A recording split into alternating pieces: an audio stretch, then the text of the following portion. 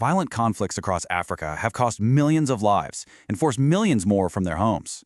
But actually understanding why they happen is incredibly complex. So let's dive in and see if we can piece together a more complete picture, based on the research.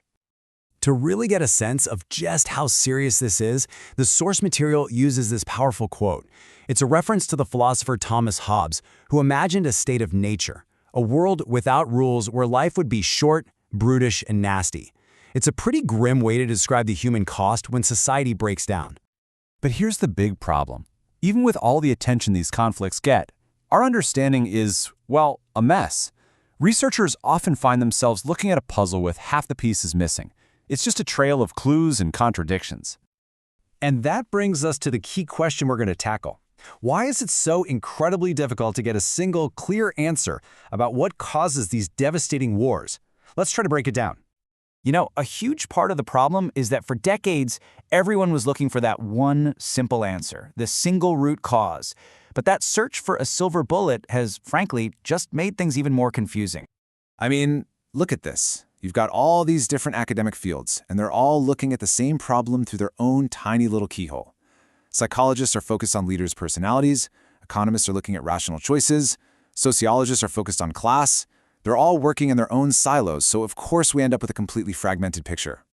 And what you get from that is this list of usual suspects. You hear it all the time, right? A conflict is boiled down to being an ethnic war, or a religious war, or a fight over oil. But the truth is, these simple, single-cause explanations almost never tell the whole story. So, if the single answers don't work, what does? Well, a much better way to think about it is like a web, woven together from a bunch of different threads. The research points to 4 major factors that are constantly interacting with each other.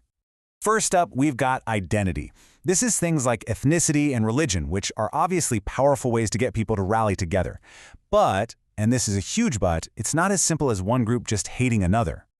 This is absolutely key. Identity itself isn't the problem.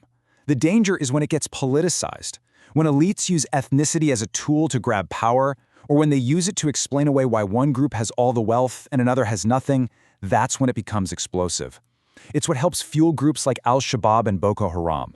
They feed on real frustration with corruption. And that, of course, leads us straight to our second driver, economics. This covers everything from fights over land and water to the cold, hard cash that can be made from war. Just look at this number. 1.2 billion was Africa's population back in 2016. The really wild part, that's more than double what it was in 1980. Think about the incredible pressure that puts on everything: land, food, water, valuable minerals. It just naturally creates these flashpoints for conflict. So inside this economic piece, there's this really famous academic debate. Is conflict about greed or grievance? The greed side says war is basically a criminal enterprise, a way to get rich through looting or controlling diamond mines. The grievance side says no, it's a protest against real injustice and inequality. The truth, in the real world, it's almost always a messy mix of both. All right, let's shift gears to our third driver, power. This one is all about the government itself, or lack thereof. We're talking about bad governance and the poison of corruption. Now, a lot of experts will tell you that this one right here, poor governance, is maybe the single biggest cause of all. When people see their government as totally corrupt, as only serving the leader and his friends, a kleptocracy, literally ruled by thieves, it loses all trust. And that creates a power vacuum that armed groups are more than happy to fill. And this quote, man, it just perfectly captures that mindset. The idea that the country isn't a nation to be served, but a personal banana plantation that you own.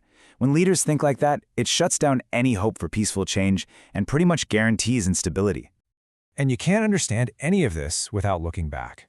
So that brings us to our fourth and final driver, history. The shadow of colonialism and the Cold War is long, and it still affects everything today. You can see it laid out right here. The colonial era basically drew the fault lines for so many of today's conflicts. They drew random borders on a map, forcing rival groups into one country. They normalized violence as the way to get things done. And later, the Cold War made things even worse by turning these countries into battlegrounds for the US and the Soviet Union, flooding them with weapons. Okay, so we've got our 4 big pieces of the puzzle: identity, economics, power, and history. Now let's see how they actually fit together in a real-world example the source uses, the brutal civil war in Mozambique. I mean, just look at how many layers there are to this thing. You start with the personalities and grudges of individual leaders. Then you find out the rebel group had colonial roots. On top of that, it was a classic Cold War proxy fight. Soviets on one side, the West on the other. It also played on real ethnic tensions. And it was fueled by a religious backlash. See? There is no way you could explain that war with just one simple cause. It's impossible. So after all that, what's the big takeaway here? It's that we have to stop looking for those easy, simple answers and start looking at the whole complex picture. This is really the heart of the whole argument. Conflict isn't caused by one thing. It explodes from what the source calls a confluence, a kind of perfect storm where all these different factors come together and reinforce each other, from a local leader's personal ambition all the way up to global politics. But the analysis goes one step deeper. It asks, what's underneath all of that? What's the fundamental driver? And the answer is something we can all relate to, the basic human desire for a good life, for happiness. And when the systems in place, political, economic, social, are constantly failing to deliver that, they create the perfect breeding ground for violence. And that leaves us with this final, really provocative thought. It's a twist on a famous quote by the military theorist Clausewitz. He said, "War is politics by other means." This version suggests that when every other path is blocked, war can become a twisted, desperate search for the happiness and security that we all want.